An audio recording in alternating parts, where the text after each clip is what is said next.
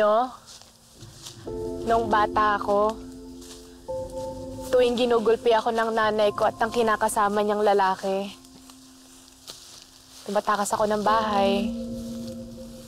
Dito ako nagtatago. Yan, naglalaro ako dyan, sumisigaw ako mag-isa, umiiyak ako. Pero hindi nila ako natutunton. Pero alam nyo, pag nandito ako, pakiramdam ko, ligtas na ligtas ako.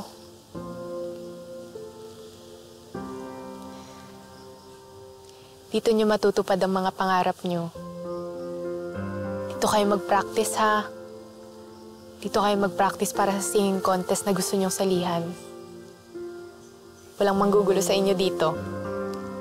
Salamat po, Ate Nympha. Napakabait niyo po talaga sa amin.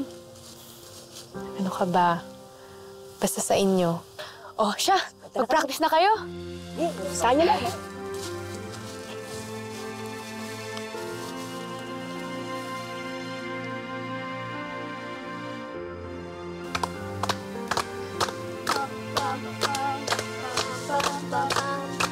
Wow! Galing naman!